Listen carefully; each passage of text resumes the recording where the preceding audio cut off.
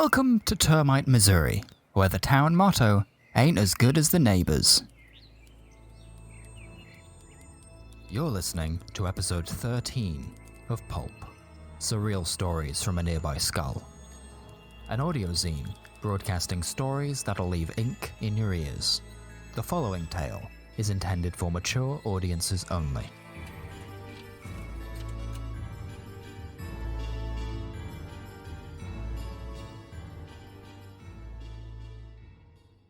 Over the course of 3 months, Termite had had just as many murders. In September, it was the mayor, Daniel Spring, 34. Sandra Bullock, no relation, found him in 2 pieces a short walk from Lofsig Lake, in the wooded area behind the town hall, while she was walking her Saluki Greyhound at sunup. Investigation proved inconclusive, put down to Missouri's so-called oft-overlooked black bear activity as the furred menaces geared up for their winter's sleep. Seemed unlikely, with Termite being only 40 miles out from Kansas City. But suspicions were quelled for the most part, and the town's Council of 2 took the reins. In October, a bum by the name of Doc discovered Simone Verano, 21, on the side of State Highway C as he was crossing on from Freeman, heading for Iowa at the pace of a slow crawl.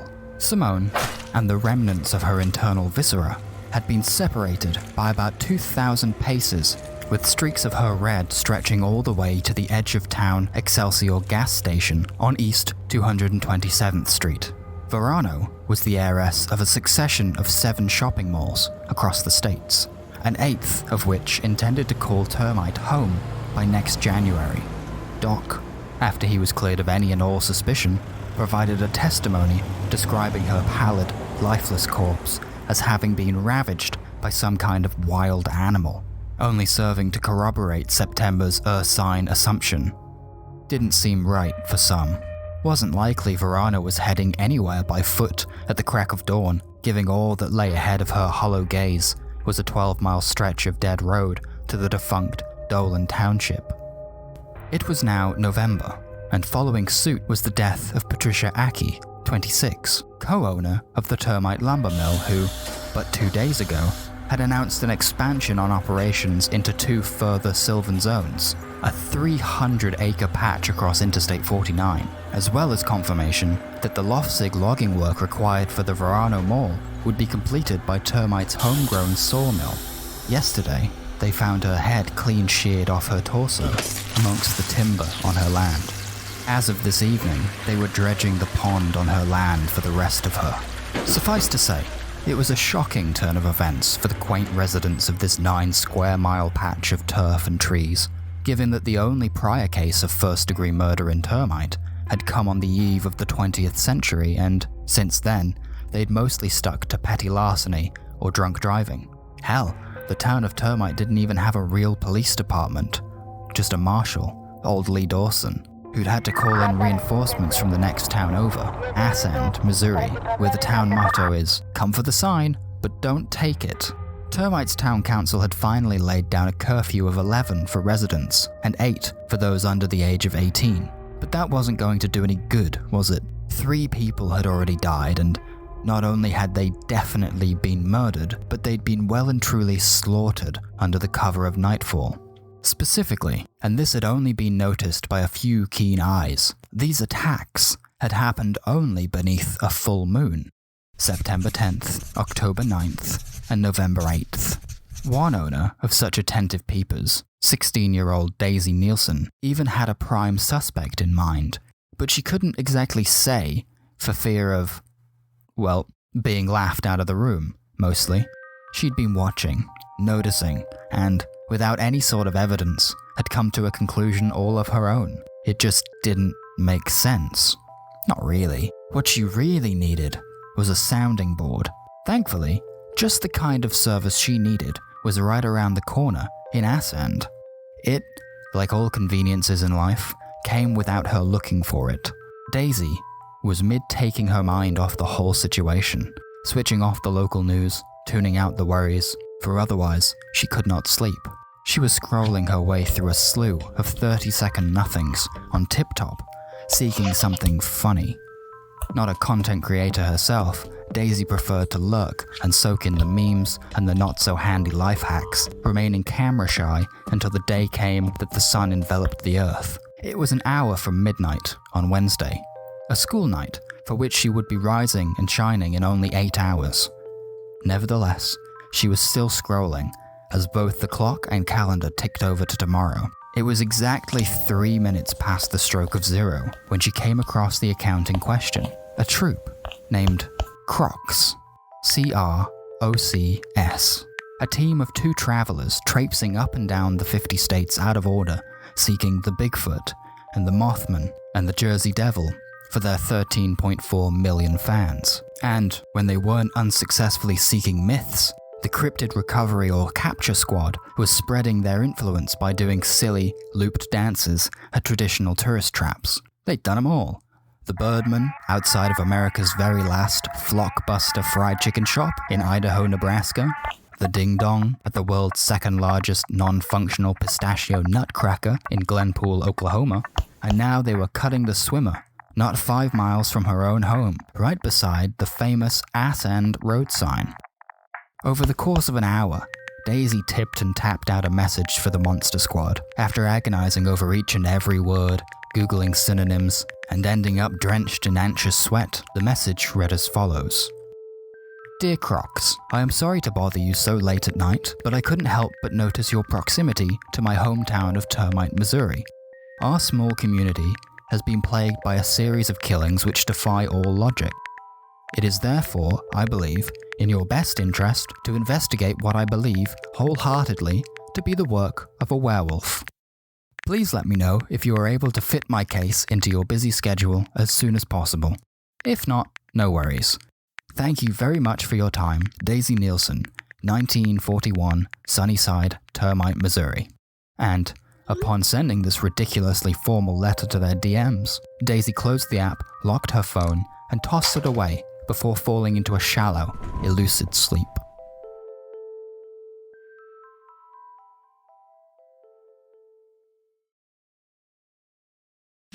A notification shook her awake. It was 4:04 a.m. A reply had come in from Crocs, which consisted of 3 shocked face emojis, 1 wolf, 1 skull, and a set of fingers doing the OK sign. It was followed by another, 1 minute later, featuring 2 more emojis, a bus and a clock face, which read the time as 3. After this brief exchange, Daisy slept well for another 4 hours before her alarm shook her up from her dreaming.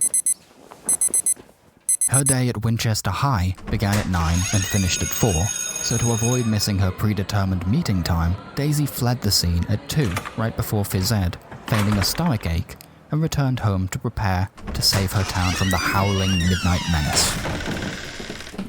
In a marble composition notebook, she scrawled what little evidence she could muster and slung it into her backpack. Then she waited. Only Crocs did not show up at 3 or at 4. In fact, they did not arrive until 5:30, not long after Daisy's mom had returned home from work with a complaint about a strange 1970s Dodge Travco recreational vehicle having trouble parking up along the adjacent street. It was there, humming on the corner of Sunnyside and Drizzle Avenue, halfway across a road too skinny for a 27-foot vehicle. Old Lee Dawson was there, having a word with the driver. He had his ticket book out, but the pen didn't touch paper. He looked over the license and registration, shared one of those big old man laughs that rocked his potbelly, and eventually took a selfie with the young fella in the front seat as Daisy made her nervous way over to them. The marshal said his farewells and dipped his cap to Daisy's approach, sauntering off without another word to either party. The engine flicked off, and out stepped the tip-top stars, from the cab and from the back. Impeccably dressed in winter looks, the 2 of them greeted Daisy as though she were their biggest fan, even gifting her a small ceramic badge in the shape of a crocodile. Crocs consisted of David Goodgraves, great-grandson of famed adventurer Arthur Goodgraves, and heir to his eponymous infinite fortune, and Friday W. Wynne, the de facto leader of the troupe who, according to their self-styled biographies, was on track to graduate summa cum laude from Harvard when she was choked half to death by a Bigfoot, but not the Bigfoot. According to the net, that's why she always wears a muffler around her neck. Today, it was a black and white plaid scarf, which covered the lower half of her face, appropriate for the predicted snowfall of the Missouri winter. Crocs was, and would probably always be, an outlet for revenge, were the stories true, which made Daisy's case particularly interesting for them. After a hello and a how are you, David drove the three of them out of the residential district at what could be described as a skittish pace, down 219th Street and across to the underground Orchid, a poorly named, poorly run greasy spoon, plonked down just off the Termite strip mall opposite Bullock Dentistry. Housed in a rugged red brick, red roof shack, it was chosen both for its ample, read, empty parking, and for its ample, read, ridiculous all-day breakfast platter, advertised as one of those finish it in 30 and get it for free type deals. Bar the waitress, sophomore Erina McCarthy, and the chef, Dodie Erickson, the Orchid housed only one other living, breathing human being, Layla Yates, the local doomsday crier, chowing down on a beef burger bigger than her own head, as she did every day at the same time. She was, presumably, stockpiling calories for the impending apocalypse. Kinder folks might have called her a prepper. She lived in the woods by her lonesome, and she scared Daisy just a touch. She was that harmless kind of loon that had probably come out on top in an end-of-days scenario, truth be told. Daisy directed the group to the furthest booth from her loud munching, not out of nastiness, but so that she wouldn't pick up on her lycanthrope conspiracy, just in case Layla had something to say about the topic. There was no need to add fuel to that fire, was there?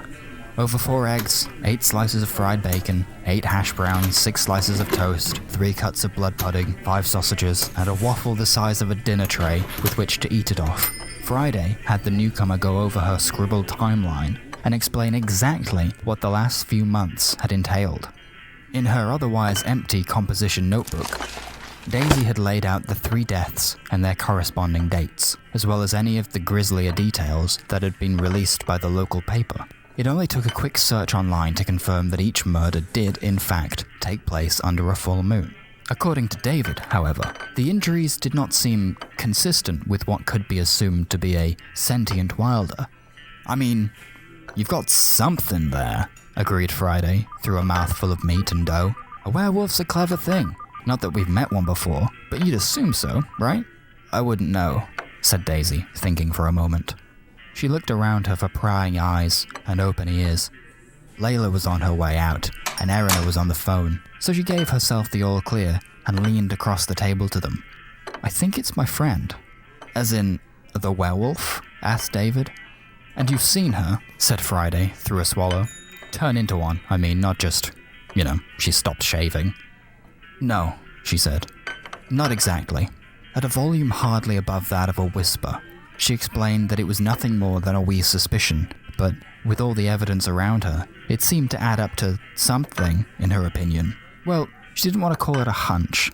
It was more of an obvious correlation. Eve Dawson, who was the friend in question, was the granddaughter of the marshal, and had had herself a bit of a strict upbringing. Not military strict, but she was punished well for misbehaving, and learned early on to stay straight in all walks of life. She's on the honor roll, she's a mathlete, said Daisy. You know the type. Good kid, not a bad word to say about anybody. She's never missed a day of school in her life, except for when she got the chickenpox in 3rd grade, but, well, she's been different lately. For the past few months, I've noticed changes, I guess? I don't know. We're really close. I mean, I'd consider her to be my best friend, but there was this one time, back in August, before the murders, that I knocked at her house because she's on the next block over. Usually we catch the bus together. And her mom told me that she'd snuck out during the night and hadn't come back yet. Friday inhaled what remained of her bacon. You gotta shorten those sentences, she said. Carry on, though. I saw her on the way in, she said, taking an audible breath as requested. She was dressed so strange, I hardly recognized her at all. She's a bit of a goth, really. Big boots, skinny jeans, shirts with old bands on them like Nirvana. I mean, I haven't seen her without eyeliner since we were in middle school. And that day, she was bare-faced in these massive boot-cut blue jeans that were dragging along the gravel, no shoes, and a tiger's sweater. Tigers? She's never watched the football in her life. Where could she have gotten that from?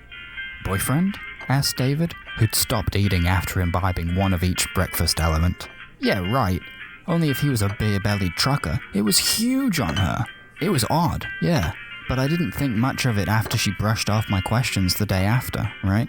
She sort of went back to normal. We'd go into school together and stuff, but she got quieter and quieter, and she was struggling to concentrate, you know? I see, said an uninterested Friday, finishing off her waffle plate, only to start tucking into David's leftovers. It got worse after the second murder. I don't want to insinuate anything, not without any proof, but it makes sense to me. I thought her mood might be down to other things, you know? I get like that sometimes, but it just never got any better. Eve got colder and colder along with the weather. I wouldn't say I got suspicious until, like I said, October. She tapped the notebook. October 10, the Monday after Simone's death. Eve never showed up for school. I got a ride in because my mom was freaking out, she said. But she works in the evenings, so I swung by Eve's house after school, and her mom said that she'd snuck out again the night before, and that she was grounded. Simone's death wasn't common knowledge until that evening, and this was way before the curfew.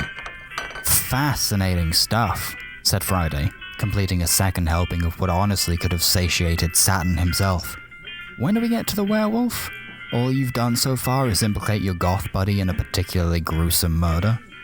I apologize for her, said David. I imagine she's still hungry. Daisy grit her teeth and swallowed her annoyance. I told you already. I never saw the werewolf. I'm just joining the dots, she said.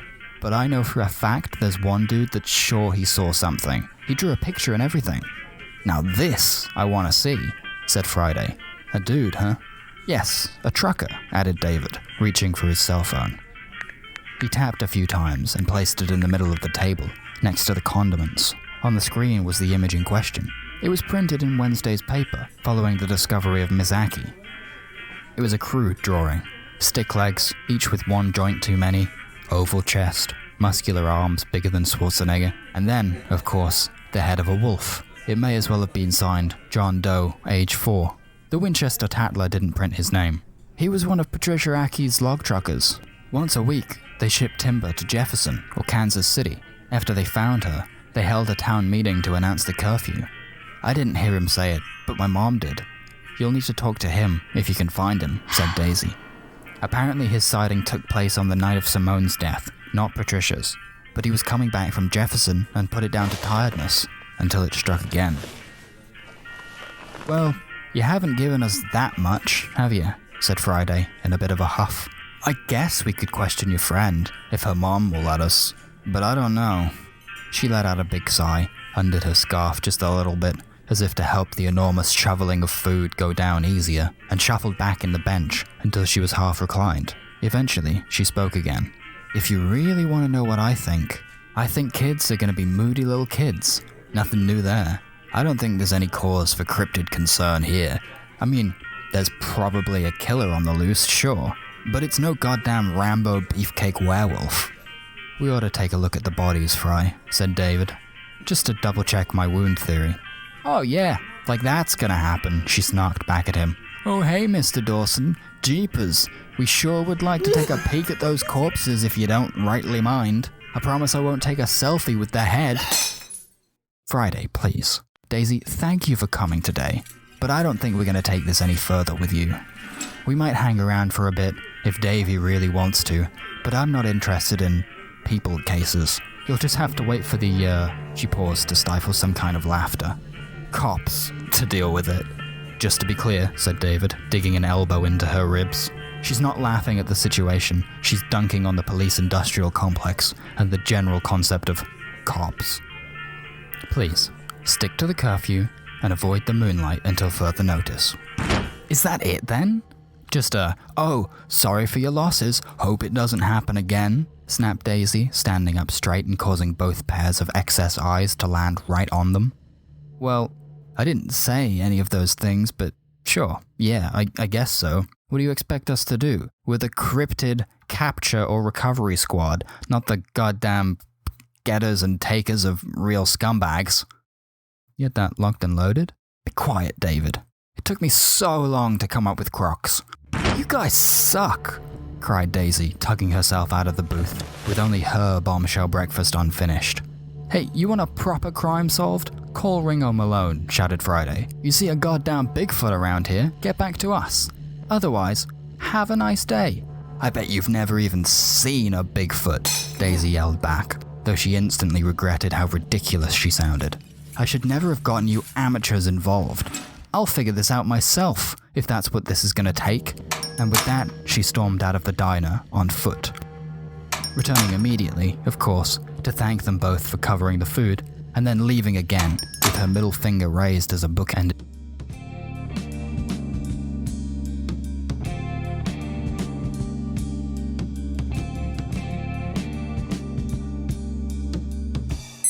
Thursday ended in a bust and a huff. Friday brought on 7 more hours of schooling, and 7 more hours of solemn, soulless silence between the best friends. Eve mustered a hello, a couple of hmms, and a see ya at the end of the day before she got picked up by her mom, who was taking no chances now. For Daisy, David awaited at the stroke of 4 with the offer of a ride home. It was a shock, though the fact that Friday was a no-show on her namesake was not. She clambered into the beaten old bus and strapped herself into the passenger seat without getting a good look at the vehicle's amenities. She wanted to see how they lived on the road. Clunking down Smith Street and onto the state highway home, David took her by surprise with an apology for his partner's forked tongue. She's quite good at what she does, he told her as the RV shook and shivered in banked-up traffic, shedding gallon by gallon of fuel. But she's bitter. Rightly so, but bitter nonetheless. Is it true then, she asked, the thing about the Bigfoot?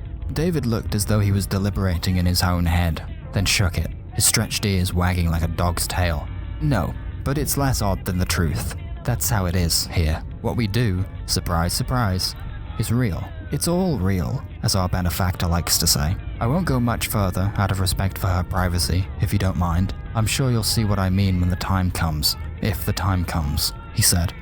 Presuming that you and Chuck Ringer are correct in your assumptions. You found him then? Oh yeah, it's not that hard to find a man who thinks he saw a werewolf in a town like this. Everybody knows everybody. It's lovely, he said. His words were a lot more helpful than his drawings, I'll tell you that much for free. So you believe me then? She asked, looking back out over the road at the static traffic. There's really a werewolf somewhere out there. Let's not be too hasty now, he told her. Yes, there's something out there, sure. There's always something out there, as long as people believe it. He paused to suck on his vape pen, which he kept in a silver cigarette case with several identical models. It was one of those old, disposable models that are shaped like real cigarettes, as though he was trying to cut down or quit. He had her unroll her window, popped it between the side of his lips, and continued. You know, every time they make a Dracula movie, we have to go and kill him again. I've slipped a stake through 3 versions of that man since we started doing this, he said with a grumble, turning off the highway and back into the residential district. Like I said yesterday, I think the wounds are inconsistent with a werewolf attack. I thought you said you'd never dealt with a werewolf. I haven't, he said. But do you think we just bought an RV and started hunting monsters? We've both had hectic lives, and we've both done a fair bit of schooling for this. You've both got backstories, she mumbled. That makes sense. But what's up with the dancing then? You gotta have some fun, right? He almost laughed, but maybe didn't want to drop his vape. Plus, you can't run a business these days without a social media presence. Oh, you're not gonna charge me for this, are you? She asked him as they parked up outside her house. I don't have a job or nothing. We'll talk about that, he said, discarding the empty stick into the van's plastic rollout ashtray. After the next full moon. How does that sound? Bad, she told him. Like I said, I don't have any money. That's talking about it now, he told her. Get out, do your homework, whatever. Just go back to normal. Do what you do, and maybe find a job if you really believe this werewolf stuff. But he paused. Don't believe it too hard. Like I said, that's how this stuff works. If there wasn't a werewolf, but there is now, then I'll be holding you and Chuck responsible. Otherwise, I'll see you either on or before the 8th. Got it?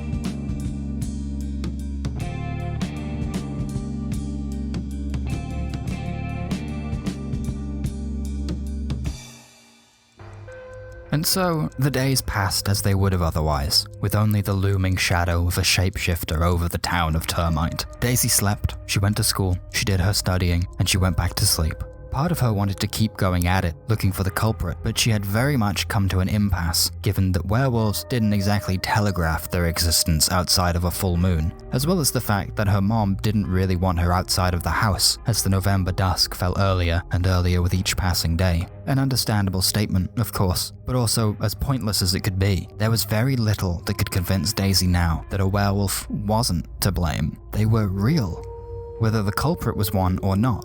Crocs was out there, somewhere in the town of Termite, doing their due diligence and their busy work each day. It was fortunate for them that one of Eve's neighbors on Brisk Walk had offered them space on their driveway to park up, as they were RV part-timers too. Eve, herself, was getting no better. She'd begun leaving school early by way of sickness and had stopped responding to Daisy's text messages whatsoever. Not even the memes could rouse her interest. December swung by with the quickness of anticipation, and with it came Termite's traditional littering of Christmas decorations, which, this year, consisted mostly of miles and miles of fairy lights, in an attempt to brighten both the mood and the lurking darkness of the winter months. Daisy could well feel the tension in the air becoming thicker, like gravy, as the 8th approached unwillingly. She bided her time and did not spring into action until the 7th came about, for that was when she supposed the action would begin. In the end, there were only 2 options here. Either she would prove that Eve Dawson was a werewolf, or she would become the next victim of some bastard Ted Bundy. And while either was not fine, she was certainly confident enough to risk it, if only, she figured, to save Eve from being caught by somebody that did not understand her condition. On the full moon eve, after school, Daisy got home and packed herself a backpack of all the essentials, including a thermos of hot tea and a scarf, not unlike that which Friday had donned the day of their meeting, and waited out the sun. After her mom had fallen sound asleep on the couch, Daisy packed her bedclothes with excess pillows in her own sleeping shape and snuck her way out of her bedroom window. She slunk along Sunnyside, across to Cloud View, and along the way to Brisk Walk, where Eve's house sat detached and fenced off from the neighbors. There was a comfortable spot amongst the dying foliage, where she could camp herself down, sip on her hot tea, and wait just out of sight of both Eve's window and any of the neighbors. All her lights were off, though the neighbors still appeared to be up and at 'em. Judging by the flashes coming from their living room, they were watching some blockbuster action movie. It came to an end before anything interesting happened, as did the hot tea. In fact, even as the clock struck 2, nothing had yet occurred, and she was beginning to get quite cold in her bones. Her butt hurt from the near frozen dirt, though she counted her blessings that this Missouri night had not seen any snow.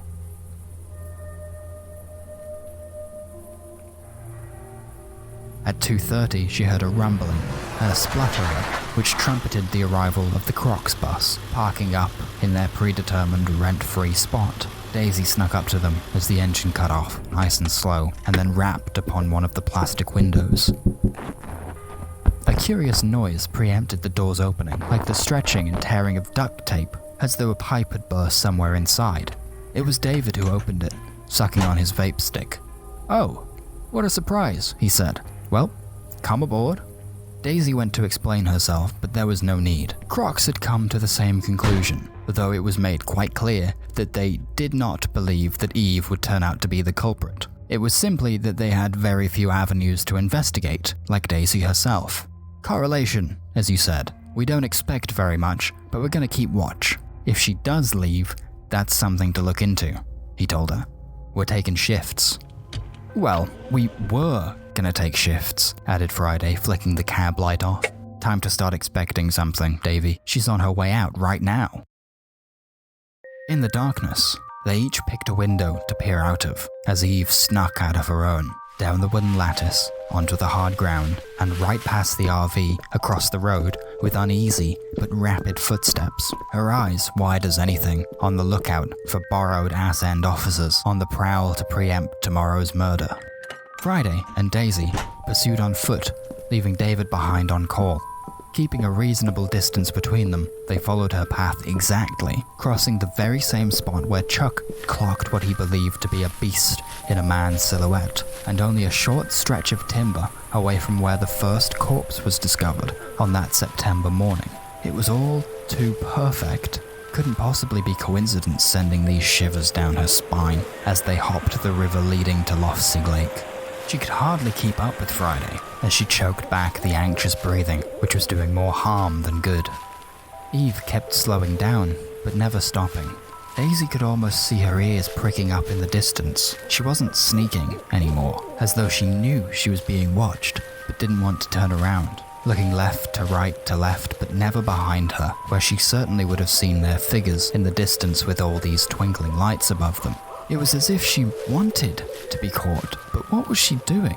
There was only one place of interest in the direction she was going, and it soon came into view. A shack built from lumber on grandfathered land, a real point of contention for the residents of Termite, but not one that caused too much pain. It was the home of Layla Yates, who answered after a specific series of knocks, and allowed the young girl to enter after a suspicious glance in the team's direction.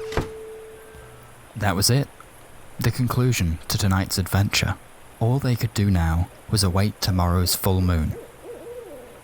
Friday put the call in and had David pull the RV around to the adjacent road, pick them up, and drop Daisy home. Tomorrow evening, the true investigation would begin. For now, all they could do was watch the shack overnight.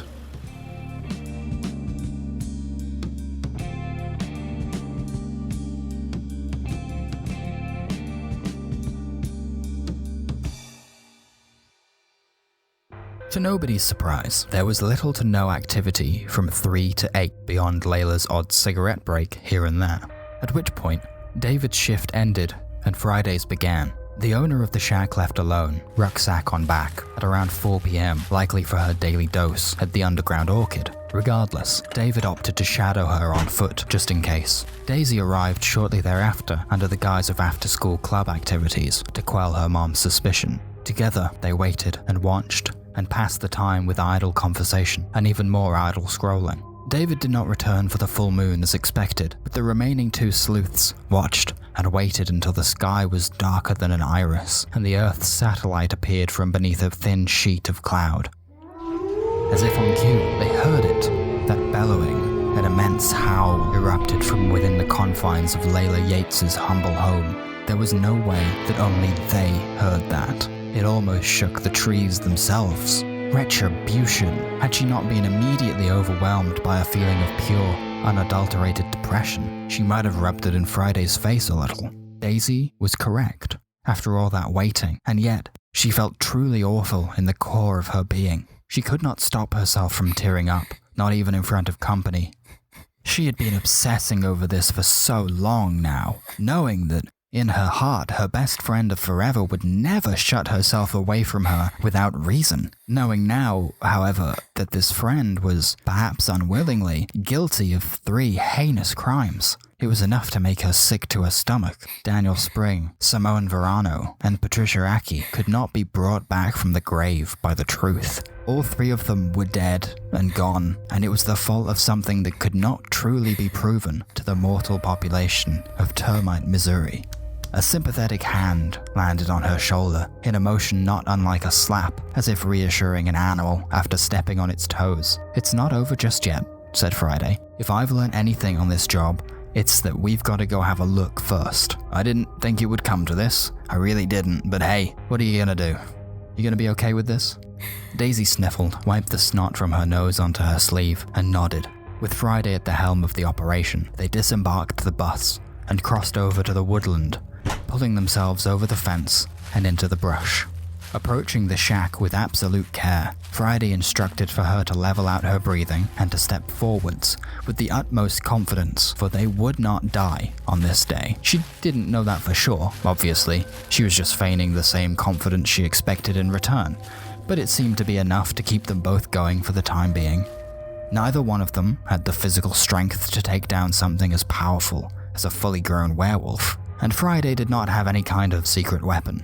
No silver bullets, no wolfsbane. She didn't even have the authority to kill the creature, were it to come down to that. All she had access to was her cell phone in order to collect the appropriate photographic evidence. Still, on the count of 3, the 2 of them punted the wooden door with their shoulders in sync, tearing it right off its hinges. It was a mess in there. Clothes piled to window height, a mass of MRE supplies both half-eaten and sealed, and magazines aplenty.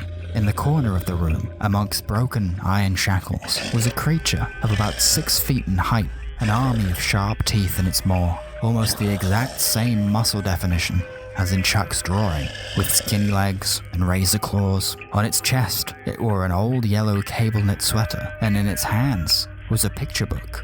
"Who are you?" they asked, putting down the book, but otherwise remaining sat down. "Are you friends of Ms. Yates?" The creature seemed confused, but lucid, and ultimately non-hostile despite their imposing frame. There was a radio tuned to a local station, playing quietly in the background, and a television set to some kind of charming PBS animation. These scattered magazines, all with minor scrapes where the pages were turned with great talons, were entertainment.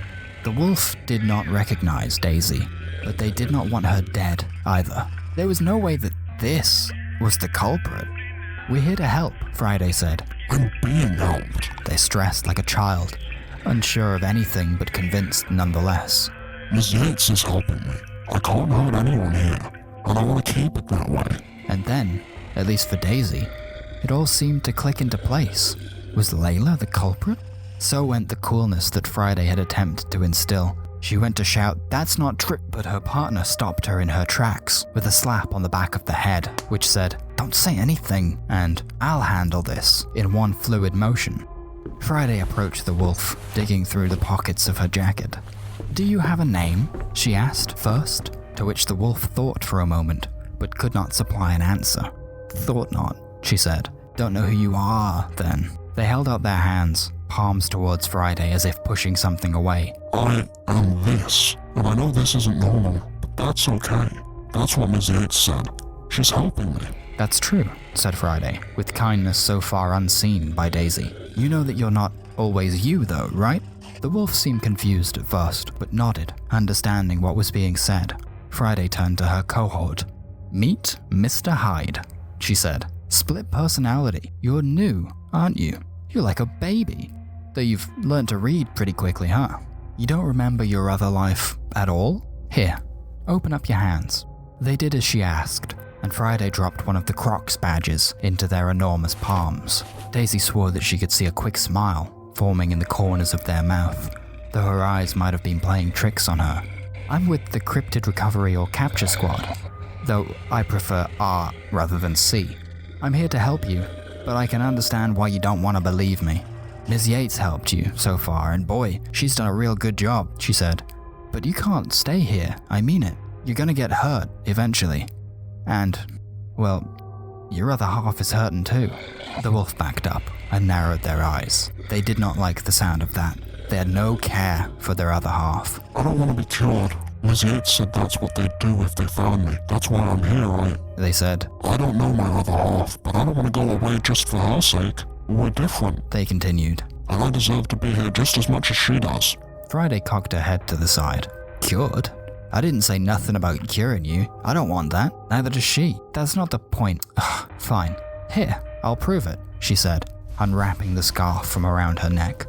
Beneath it, there was a layer of silver duct tape, which she picked at and removed with a bit of a groan. With a wobble, she let her own head fall into her hands. Where blood and muscle and bone should have been shown clearly in the cross-section, there was only the color black, dark as the sky above. She held it, eyes and brain and everything else, in the palms of her hands. "I'm not looking to be cured either," she said, ignoring the beep of her cell phone. "We are what we are, and sometimes there's no change in that. But I would like to get you somewhere safe, have someone take a look at you." Her phone bleeped once more, and then a third time. She ignored it again. "Would you come on the road with us? I'll be sure to ask your other half tomorrow, but I reckon with a little professional help, you two might be able to share a little better. Come on, I know you're harmless, that much is clear. Wouldn't you be a little more comfortable with some space to run around a bit?" After a fourth beep, Friday juggled her head into one hand, grabbed it out of her pocket with the other, and tossed it to Daisy, whose mouth was still agape. "Close your mouth, you look like a goldfish. And answer that, would you? Code's 1313. On the phone were a handful of messages sent by David, amongst them a selfie of him and some police officers bearing the ass-end uniform. On the ground, in the dirt, on her belly, was Layla Yates. His messages explained the context. Caught her red-handed, he said in one. Big L in all caps in another. With hedge clippers was another. And finally, victim was an Andre Zima. Ask Daisy? Andre Zima was a small fry to most, at least compared to the other 3 victims. He was rich, mind you, but that didn't paint a target on his back for Layla Yates, no. Andre Zima was a widower whose wife had left him her great fortune. His wife, Catherine Zima, née Winchester, was the great-great-great-great-granddaughter of Joseph Winchester, the very man who led the settlement of Termite way back in the 1860s and acted as the town's very first mayor, so to speak. In essence, it was not the town of Termite itself which owned the land Layla Yates had built her shack upon, but Andre Zima, who usually lived in Chicago, but had returned to switch on the Christmas lights and visit family, as he did every year. A local celebrity and an avid night walker, as it turned out. In the end, it was Layla who had orchestrated the whole damn thing. It was coincidence, of course, that she was the first to discover the werewolf of Termite. Eve had first transformed under the moonlight in August. It had happened in her bedroom, and, scared and confused, her other half escaped and fled into the woodland by nature. Spotted amongst the trees, as Layla took in her final cigarette of the night. They were naive and willing to believe that this stranger, calm in the face of such a beast, would keep it safe. She fed them, gave them a place to sleep, and, in the morning, a similarly confused Eve panicked and fled the scene. Only, the same transformation took place a month later, in September. This time, the werewolf knew exactly what to do. They retraced their steps, knowing only the one route, and returned to the shack once more to spend the night in relative comfort. That night, Layla made the most of her time, slaughtering Daniel Spring as he left the town hall for the night. Come the morning, Layla revealed to Eve that she had found her the night before in the form of a werewolf, feeding on the corpse that she herself had put there, feeding the teenager's guilt and giving her even more reason to return the following month. From then on, Eve made every effort to leave a day before the full moon, though at first she failed due to her mother's strictness. In October, she transformed mid-journey and was spotted by Chuck. Rinse and repeat for the deaths of Simone Verano and Patricia Aki. Layla was culling the competition. Without Simone, there would be no Verano Mall in Termite, Missouri. Without Patricia, she assumed the logging operations would also be cancelled. Finally, with the death of Andre Zima, perhaps, she presumed, that they would simply forget about the land her cabin was on altogether. But David Goodgraves had stalked the same path she walked that night and watched her take Andre to the ground. His quick thinking distracted her momentarily and allowed his ass-end backup to take control of the situation. His due diligence, as well as a stacked collection of supposed evidence, made him an easy character to believe, and so they were willing to take a chance. And lo and behold, she had been caught in the very act, and now her fate was to be decided by a court of law.